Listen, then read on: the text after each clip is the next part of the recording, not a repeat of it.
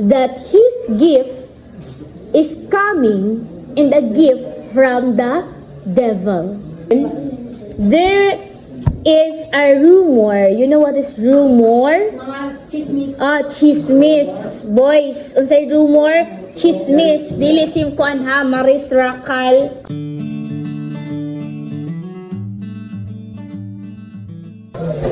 Ready na ang notebook?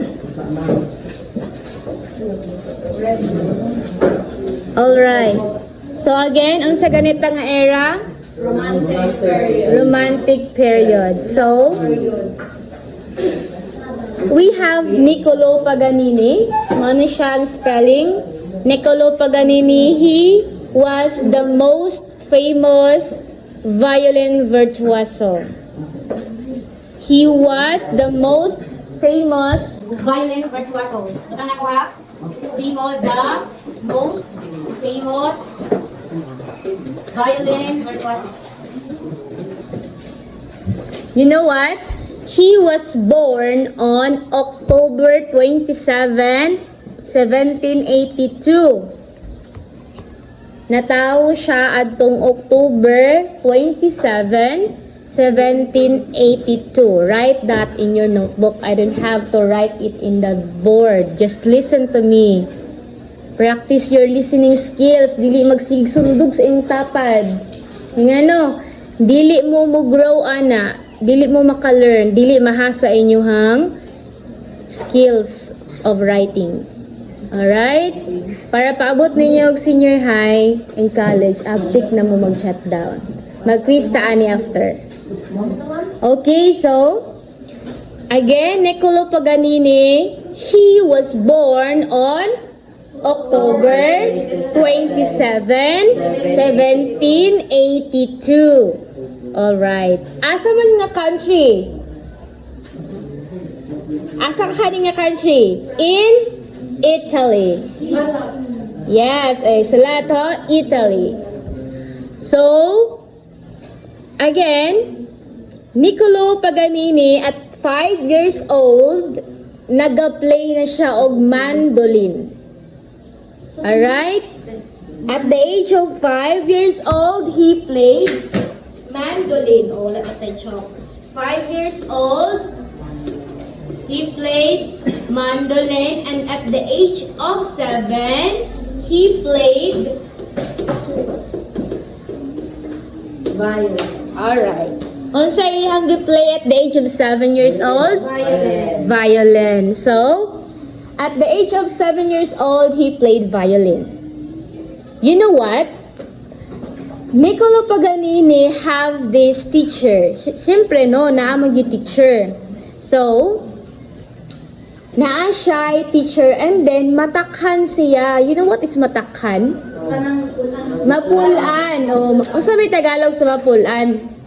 sawaan. O, na madaling magsawa. Oh, di ba? Very good. You have that root word. Okay. Si Niccolo Paganini, madaling magsawa sa kanyang teacher, or guro. Oo. Sa kanyang guro, no? Sa iyang violin teacher. So, what he did is, nagbalhin-balhin siya og one violin teacher to another. So, meaning, for example, teacher ko niya, as ako ang first teacher niya, nagsawa na siya sa ako ang mahimong kuan. Nibalhin na po siya glayang teacher, doon na po siyang Ma'am Abon. And then, ito na po siyang Ma'am Bueno. Ano ba? Balhin-balhin siya. So, ang iyang teacher naglagot sa iya ha. But, you know what? Nakagain og knowledge si Niccolo Paganini. Gi-adapt niya tanan nga skills sa iyahang teachers. Kung kinsa to yung mga teacher bisag kinsa na-adapt niya ang skill.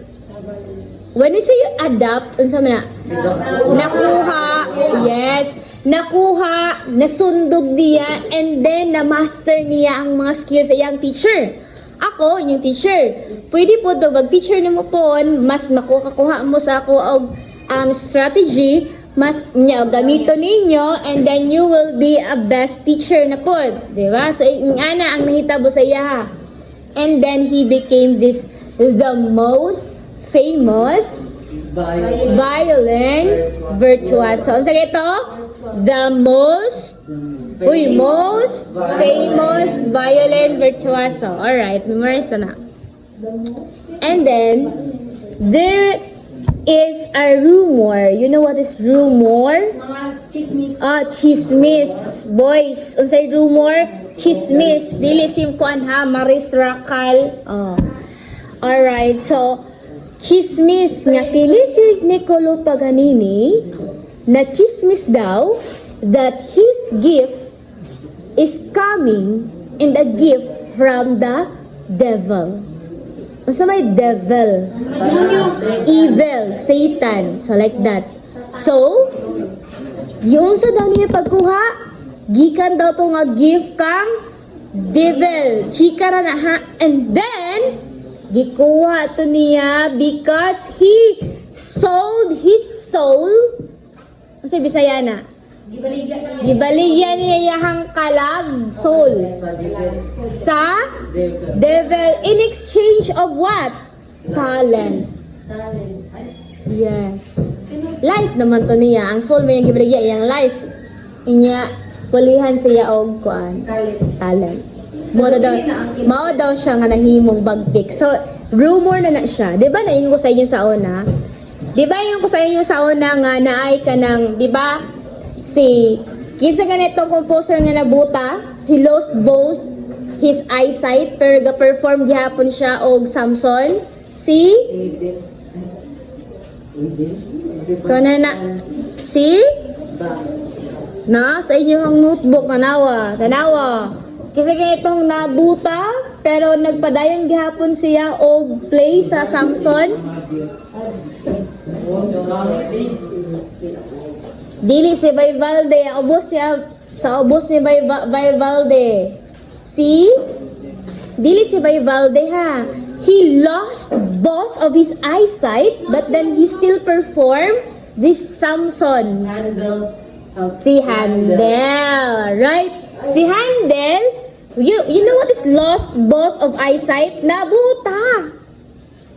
Kabantay or na-picture out ninyo nga mag-perform diri tapos nabuta na day, unya katong mga audience wala sila kabalo nga nabuta na siya, pero ga-perform lang gyapon siya padayon. So, nga naman to. So, kini di ba niyon ko sa inyo nga, you know what? Nayo sa ka-composer sa unang panahon, nga dili siya makakompose o gana kaayo, kung dili siya mag-stay atong kwarto, unya saniban daw siya og devil spirit. Same ra siya, ano yung giingon ninyo? Si Niccolo Paganini. No? Again, si Niccolo Paganini, he sold his soul in exchange of his talent. Just that, mora na siya ang yahang rumor. So, question, if you were Niccolo Paganini, kabalo na mo nga talented na mo at the age of 5, kisa may 5 years old, ga-play ng mandolin, di ba? Grabe na ka-talented. For example, si Kuan Dinoyo, mahimo siyang Niccolo Paganini, 5 years old, kabalo na siya mo mandolin. Gusto pa ba nimo ibaligya nimo imong soul? Para mahimo kang bagtik gid kaayo? Ha? Dali na. Kontento na mo. Okay, you know what? Niccolo Paganini, dili lang siya famous dito sa Italy, but in the whole world. Di ba na yung mga composer sa atong giingon, diha ara nga country, but kini si Niccolo Paganini, nahimo siya og famous in the whole world. So, okay ra ba nga ibaligya ang kalag? Is it okay? No. Unless naman kay unless. Ngano ka ha? What do you think? Nga himuon man dyan na sa tao nga ibaligyan nila ilahang kalag. Gusto man nila malakuan ang ikaw chat. Abela, what do you think? Okay, gusto pa nila musikat. Sige. Dili sila magpalaro. Oo, di sila gusto malabuan. Alright. So, is it common common ba nang ibaligya ang kuan? It's not right. So, kamo boys, if you are Nicolo Paganini, kung gibaligya na ninyo yung hangkalag sa devil, magsisi ba mo before you will die? Ha? Tinuod. Ay, it's not rumor, pero rumor siya kaya may evidence. Siyempre na the evidence, pero it might be half truth and half not true. Ano man? Diba? Okay, sige. What else? Na siya ay problema sa women. He murdered a woman, and then rumor naghapon ni siya ha. It's still a rumor. Blah blah blah blah blah blah blah And then blah he blah used blah. the women's intestine Blah blah blah. to be the violent string. Nagets ko ninyo boys? Boys, kagets si ma'am kag English. Hagi? Okay. Kabantayan mo, ana mo palit mo barbecue na isaw ngayon kanana. Giring-giring.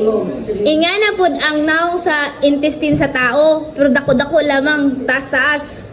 So, take it as the violin string. And that made this violin very popular.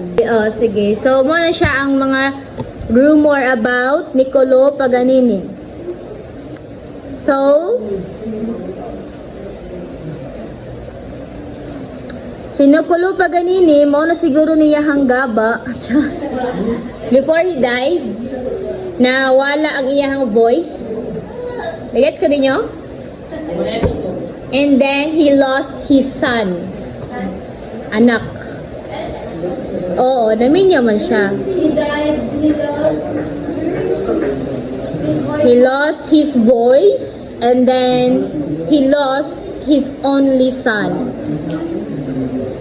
Diba? Ganong, ha? Ay, napaday additional.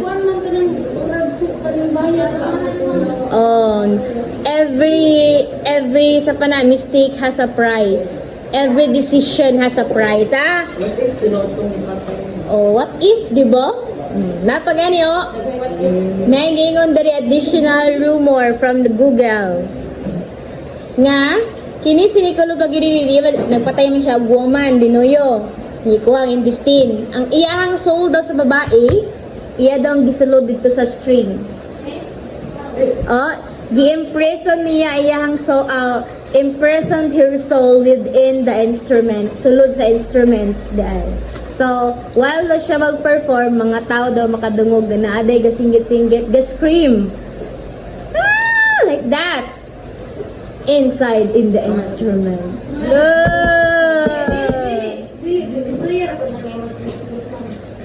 Ambot, puta kabalo, kay wa man tanag puyo sa unang panahon, Google may nag-ingon ani, maybe it's half truth. Diba? I-search niya unya ang naong niya. Mura lagi. Ha? Wapo, ma'am. Di mo siya gwapo, pero wata kabalo.